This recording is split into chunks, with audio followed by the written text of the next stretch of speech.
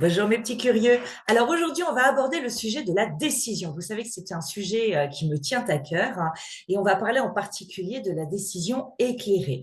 Oui, parce que parfois, il faut décider. Il faut décider de décider, mais il faut décider de manière éclairée.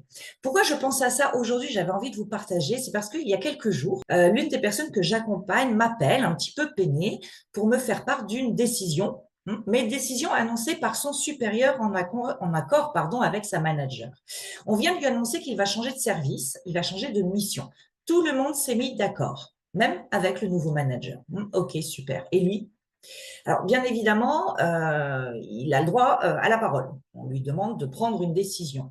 Mais le problème, c'est qu'à ce moment-là, il a l'impression, le sentiment que s'il dit non, c'en est fini pour lui professionnellement dans cette entreprise. Et forcément, il m'appelle parce qu'il me demande quoi faire. Sauf que si vous êtes des habitués de mes publications, de mes vidéos, vous savez qu'en matière d'avis, je pense que les avis n'engagent que ceux qui les donnent. Et que les personnes qui donnent leur avis, même s'ils le font vraiment, ils ont l'impression de le faire dans votre intérêt, et bien justement, vous voyez, le lapsus est là. En réalité, ils le font en fonction de leur propre peur, de leur personnalité, de leur vécu. Donc, les avis des autres sont toujours intéressants, mais il faut les prendre avec un peu de recul. D'où le fait que je donne rarement mon avis, mais plutôt que j'accompagne à la prise de conscience. Alors, on se lance dans un petit travail assez rapide parce qu'il est très, très intéressé et très impliqué. Ce travail, il nous permet d'identifier vraiment les enjeux, d'identifier le maximum d'éléments afin qu'ils puissent prendre une décision éclairée. Parce que même lorsque nous avons l'impression de ne pas avoir le choix, eh bien, dans cette absence de choix, il y a toujours plusieurs choix. Le fait de ne pas être à l'origine de la décision, c'est cela qui nous donne un sentiment de manquer de pouvoir. Et je vais tout vous dire, la première phrase qu'il m'a dit, c'est « j'ai l'impression qu'on me prend pour un pion ». Et pourtant, lorsqu'on décortique vraiment la décision, le projet, ce qui se passe devant nous, parfois l'accident de la vie, etc. Lorsqu'on va le décortiquer de manière juste et honnête, eh bien, on se rend parfois compte que c'est une belle opportunité qui s'offre à nous. Mais pour en arriver à ce stade-là, il faut décortiquer et il faut ouvrir le champ des possibles. Pour vous dire, cette personne, quelques jours avant, m'avait entretenu d'un mal-être croissant au travail. C'est d'ailleurs pour ça qu'on discutait ensemble. Un mal-être qui était en lien avec une mauvaise communication avec sa manageuse directe et un mal-être envers les missions qu'il avait à accomplir, qu'il estimait pas toujours à la hauteur de ce qu'il était capable de faire et de ce qu'il souhaitait assumer. Par conséquent, c'était une ambiance de travail qui se détériorait progressivement.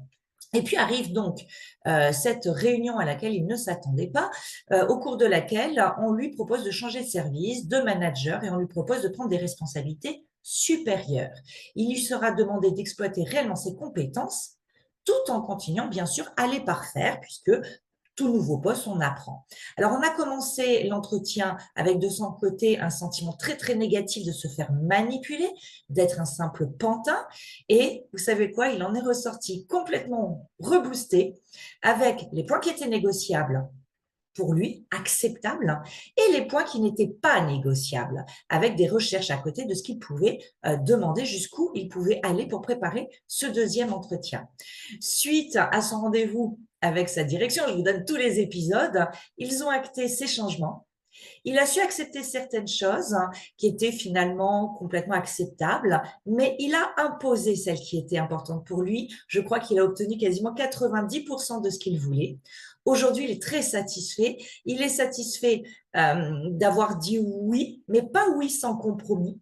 Il est satisfait d'avoir pu, grâce au travail que l'on a fait ensemble, voir qu'en réalité, on ne le mettait pas au placard, mais au contraire, on lui faisait confiance et qu'en plus, il allait pouvoir, en changeant de service, changer de manager avec qui c'était un peu compliqué. Il n'avait pas forcément identifier tous ces éléments au moment de l'annonce, puisque c'est arrivé assez brutalement.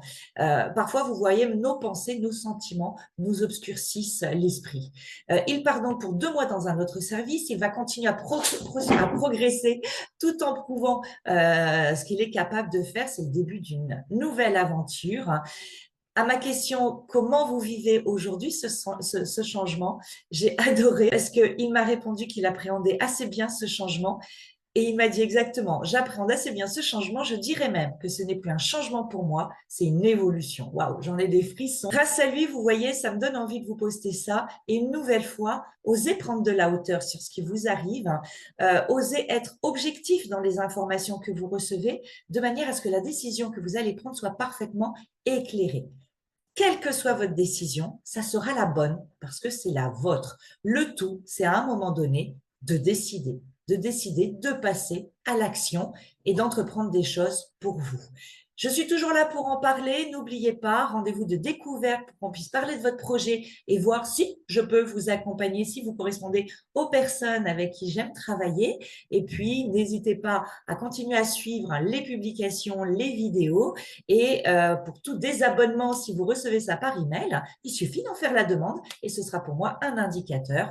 N'hésitez pas non plus dans tout ce qu'il ne faut pas hésiter, parce qu'il ne faut jamais hésiter dans la vie, à me faire vos commentaires pour que je puisse avoir des idées de nouvelles publications si celles-ci vous plaisent. Je vous souhaite une très bonne journée. À bientôt.